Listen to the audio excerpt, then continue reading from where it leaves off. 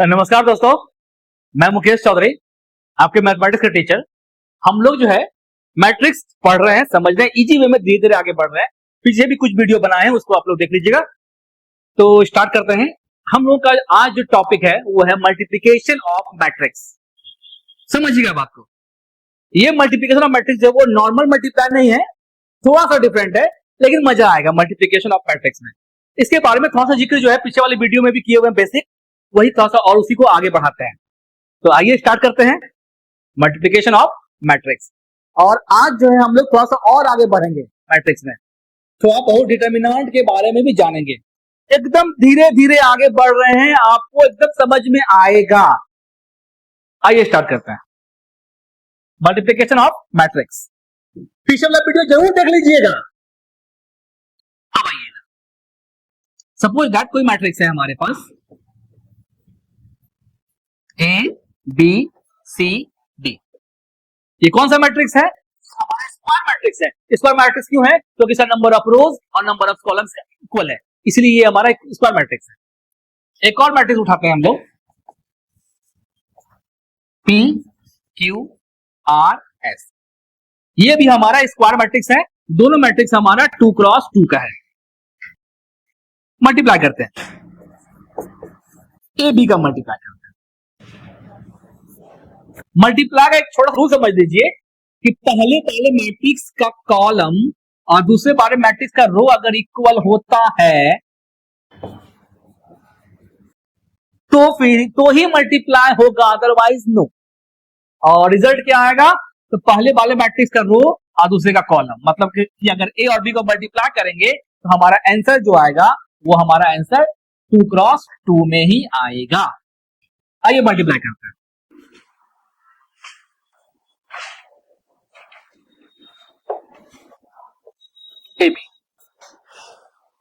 इधर का रो चलेगा, एकदम अच्छे से समझिएगा। ये नॉर्मल मल्टीप्लाई जैसा दिख तो रहा है, लेकिन नॉर्मल मल्टीप्लाई नहीं है।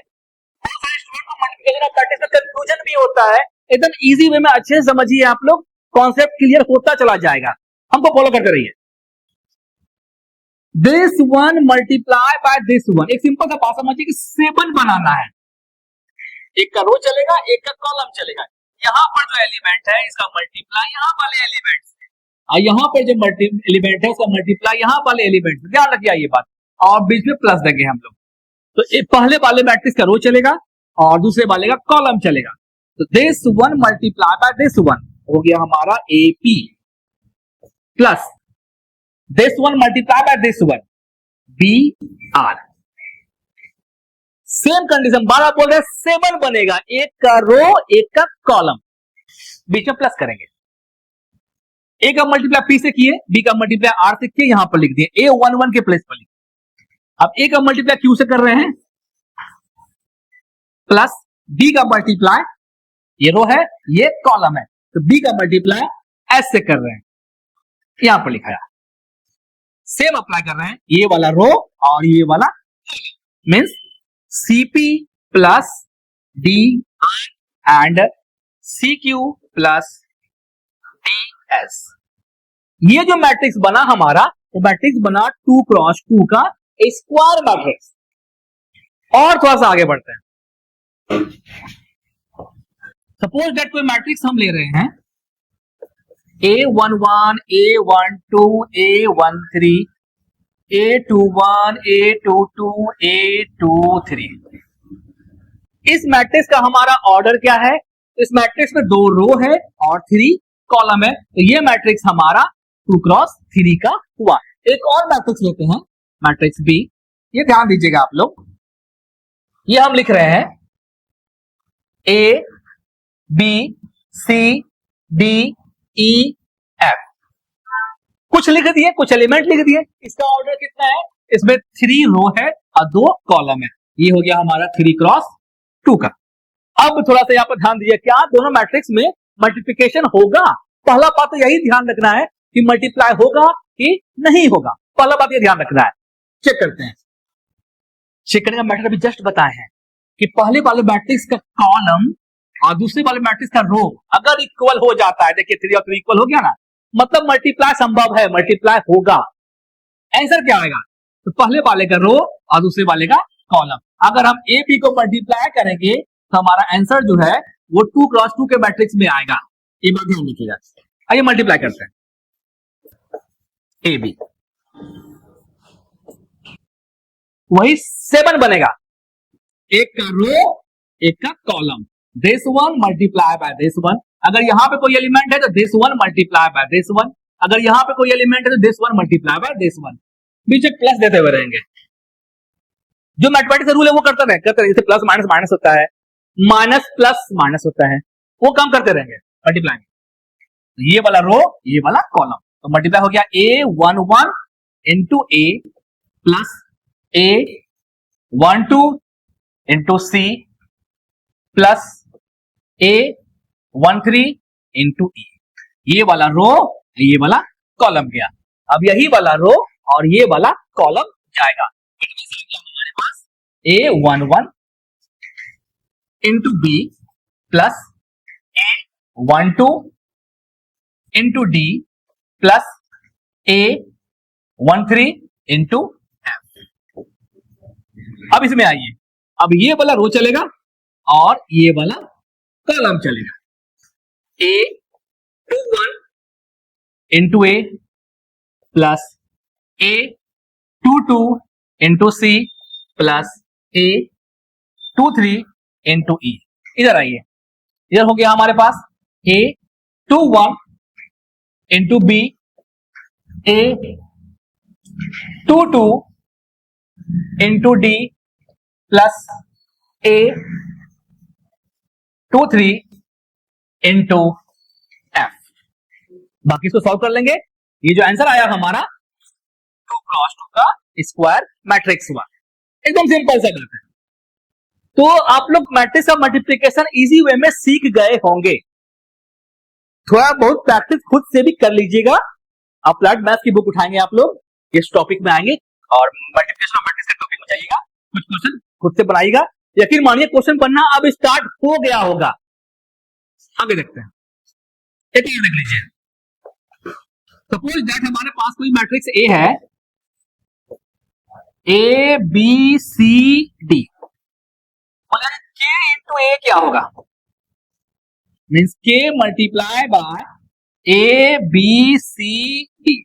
ध्यान दे, के मतलब कोई कांस्टेंट है। ये मल्टीप्लाई हमारा सभी एलिमेंट से हो जाएगा। मीन्स के ए, के बी, के सी, के डी। के क्या है? कोई कांस्टेंट है। ये हमेशा ध्यान रखिए कि हमारा क्या है? कांस्टेंट है। ये सिंपल सा मैट्रिक्स का मल्टीप्लाई हुआ। एक और एग्जांपल देख लीजिए।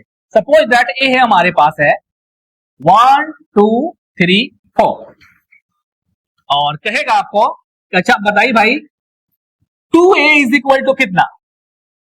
मीन्स 2 का जो मल्टीप्लाई करेंगे हम लोग 1 2 3 4 से, इट मीन्स 2 4 6 8। ये रहा सिंपल सा मल्टीप्लाई। यहां पर 2 क्या है? हमारा कांस्टेंट है। और थोड़ा सा आगे बढ़ते हैं। मैट्रिक्स में नेक्स्ट टॉपिक जो आता है डिटरमिनेंट है। काफी हद तक मैट्रिक्स जैसा ही दिखाई देता है, थोड़ा सा डिफरेंस है। डिटरमिनेंट का एग्जांपल से हम लोग अच्छे से समझते हैं। ये डिटरमिनेंट जब भी अप्लाई होगा हमारा स्क्वायर मैट्रिक्स में ही अप्लाई होगा। तो सबसे पहले एक स्क्वायर मैट्रिक्स लेते हैं हम लोग। ये ए कोई स्क्वायर मैट्रिक्स है, ए बी सी डी। ये 2 क्रॉस 2 का स्क्वायर मैट्रिक्स है। डिटरमिनेंट ये मॉड में से मार्क होगा, ए बी सी डी। जो अप्लाई होगा समझिए, अच्छे समझिएगा।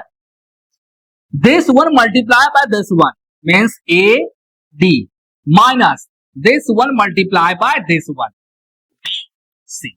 ये हो गया सिंपल सा डिटरमिनेंट निकालने का मैटर 2 क्रॉस 2 का। एक एग्जांपल समझ लीजिए, न्यूमेरिकल एग्जांपल। सपोज दैट ए हम लिख रहे हैं 1 2 3 4। सपोज दैट, तो कहां जाएगा?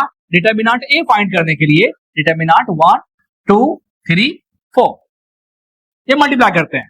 This one multiply by this one, 1 into 4 4 minus 3 into 2 that is equal to 6। 4 minus 6 minus 2। ये 2 क्रॉस 2 का मैट्रिक्स में डिटरमिनेंट अप्लाई करने के लिए आप लोगों को बताया गया। ध्यान रहे डिटरमिनेंट जब भी अप्लाई होगा सिर्फ और सिर्फ स्क्वायर मैट्रिक्स में अप्लाई होगा। ये हमारा स्क्वायर मैट्रिक्स है तो ये अप्लाई होगा। अगर ये रेक्टेंगल मैट्रिक्स होता तो डिटरमिनेंट हमारा अप्लाई नहीं हो पाता। स्क्वायर मैट्रिक्स में अप्लाई होता है। स्क्वायर मैट्रिक्स मतलब 2x2 या 3x3 रो और कॉलम इक्वल हो, इस टाइप का। एक एग्जांपल देख लीजिए 3x3 का। सपोज दैट कोई मैट्रिक्स हमारे पास है A B C D E F G H I, कहेगा इसका डिटरमिनेंट फाइंड कीजिए, क्वेश्चन में ये रहे। सपोज दैट तो क्या करेंगे हम लोग, डिटरमिनेंट का एक पैटर्न समझ लीजिए। यहां पर जो भी रहेगा वो plus minus plus minus plus minus plus minus plus. अब क्वेश्चन ये उठता है कि ये कैसे आया, क्या अपने मन से लिख दिए सर आप? जी नहीं, इसका एक सिंपल सा रूल है। ये कौन सा प्लेस है आपने बताया होगा पिछले क्लास में। ये प्लेस का नाम क्या है? ये प्लेस का नाम है A11। तो 1 + 1 क्या होता है? 2। 2 क्या है? हमारा इवन नंबर है। तो जहां पर इवन नंबर दिखाई दे वहां पर प्लस। A12 1 + 2 क्या होता है? 3। 3 क्या है? हमारा ऑड नंबर है। ऑड देगा तो क्या लिखाएगा? माइनस। फिर क्या होगा? A13। 1 + 3 क्या हो गया? 4। 4 इज इवन नंबर, तो यहां पर क्या लिखाया हमारा? प्लस। इस तरह से हम लोग काउंट कर लेंगे। A21 2 + 1 3। 3 क्या है? ऑड नंबर है तो निगेटिव। ऑड नंबर रहा तो निगेटिव, अरेंजमेंट के हिसाब से। इवन नंबर रहा तो पॉजिटिव। फिलहाल अभी यही समझिए। तो यहां पर आते हैं, ये डाटा को उठाएं, थोड़ा अच्छे समझिए। 3x3 बहुत ही इंपॉर्टेंट है, अच्छे से समझिएगा। एक को उठा लिए, डिटरमिनेंट का सिंबल दिए, जिस पॉइंट से उठाएं वहां का रो और वहां का कॉलम को छिपा दीजिए। ये कंप्लीट रो और ये कंप्लीट कॉलम छिप गया। क्या बच गया हमारे पास? EFHI। यहां पर लिख लो EFHI। यहां तक समझ में आ गया। आगे बढ़ते हैं। अब आते हैं बी पर। यहां पर बी लिख रहे हैं, डिटरमिनेंट का सिंबल दिए। बी पर आइए। बी से कनेक्टेड रो और बी से कनेक्टेड कॉलम को छिपा दें। बी से कनेक्टेड रो तो हमारा यही हो गया, कॉलम हो गया ये, छिपा दीजिए। बाकी क्या बच गया? बच गया DFGI। DFGI। अब आते हैं सी पर। थोड़ा सा गैपिंग देकर के सी दीजिए, डिटरमिनेंट का सिंबल दीजिए। सी पर सेम स्टोरी, इधर का रो इधर कॉलम को खत्म करेंगे, छिपाएंगे। DEGH। ठीक है, ये प्लेस का हमने एलिमेंट लिया हुआ है ABC। इस प्लेस का नाम क्या है? इस प्लेस का नाम है R1। R1 वाला प्लेस हमारा यही ना है। क्या लिखा हुआ है? Plus minus plus. पहला वाला प्लस, यहां पर माइनस, यहां पर प्लस। सिंपल भी अरेंजमेंट करने सिखा दिया आप लोगों को। एकदम धीरे धीरे अच्छे से समझते रहिए। इंपॉर्टेंट के साथ साथ इजी भी है। कर लेते हैं ब्रेक। ए लिए this 1 multiply by this 1 EI minus this 1 multiply by this 1 HF minus B लिए this 1 multiply by this 1 DI minus GF plus C उठाएं this 1 multiply by this 1 DH minus this 1 multiply by this 1 EG। और फिर इसको हम लोग solve कर लेंगे। तो ये 3x3 का जो हमारा मैट्रिक्स है, इसे टोटल 6 टाइप से डिटरमिनेंट फाइंड कर पाएंगे हम लोग। ये R1 हो गया। अब कोई कहेगा कि नहीं हमको सर DEF से बताइए। It's okay. तो डिटरमिनेंट ए देखिए, अब हम लोग R2 अप्लाई कर रहे हैं। R2 क्या है हमारे पास? DEF। डिटरमिनेंट का सिंबल दीजिए। डी के पॉइंट से रो और कॉलम को भूल जाइए। अब जो एलिमेंट उसे यहां पर लिख दीजिए। तो ये हमारा डी है, डी का रो हो गया, ये डी का कॉलम हो गया, ये भूल जाते हैं। क्या बच गया हमारे पास? BCHI लिख दीजिए। सी एच आई, और स्पेस देकर के यहां पर ई लिख रहे हैं, डिटर्मिनेंट का सिंबल दिए, ई पर से रो और कॉलम को छोड़ देते हैं, तो जो एलिमेंट बच गया उसे यहां पर लिख लेंगे हम लोग। बच गया ए सी जी आई, और उसके बाद ये एफ में आते हैं, एफ के पास आ गए, डिटर्मिनेंट दे रहे हैं, एफ का रो और एफ के कॉलम को भी छोड़ते हैं, बाकी जो एलिमेंट बच रहा है उसे लिख रहे हैं। तो ये रो ये कॉलम गया, बच गया A B G H, A B G H, ये बच गया हमारे पास। इसे ब्रेक कर लेते हैं, डी रहा, ब्रेक करें, डिटर्मिनेंट को ब्रेक करने का मेथड कई बार बता चुके हैं, एक बार और देख लीजिए। This one multiply by this one B I minus this one multiply by this one H C. अब देखिए यहां पर कौन सा सिंबल होगा, तो R2 को उठा है, ये R2 वाले को देखिए, माइनस प्लस माइनस, पहला वाला हमारा यहां पर माइनस होगा, यहां पर प्लस होगा, यहां पर माइनस होगा, मींस यहां पर माइनस डी हुआ, यहां प्लस दीजिए, ई ब्रैकेट मल्टीप्लाई कर रहे हैं, ए आई माइनस जी सी माइनस एफ दिए, ये मल्टीप्लाई कर रहे हैं, ए एच माइनस जी, तो इसका जो भी आंसर आएगा और इसका जो भी आंसर आएगा आया हुआ होगा, दोनों आंसर सेम होगा। आप डिटर्मिनेंट 3 cos 3 में R1 वाले मेथड से अप्लाई कर सकते हैं, फर्स्ट रो से या सेकेंड रो से या थर्ड रो से या फिर फर्स्ट कॉलम से, सेकेंड कॉलम से या थर्ड कॉलम से, जिससे भी अप्लाई कर दीजिएगा आपका आंसर ये 6 केस में भी सभी में सेम आएगा। एक क्वेश्चन के लिए 3 cos 3 वाले क्वेश्चन के लिए थोड़ा सा और आगे बढ़ते हैं। सपोज दैट हमारे पास कोई मैट्रिक्स है ए बी सी डी, अभी जस्ट हमने बताया था कि अगर इसमें किसी कांस्टेंट से मल्टीप्लाई करेंगे, सपोज दैट के ए से मल्टीप्लाई करेंगे, तो हमारे पास जो मैट्रिक्स बनेगा वो बनेगा के ए के बी के सी के डी, ये बनेगा।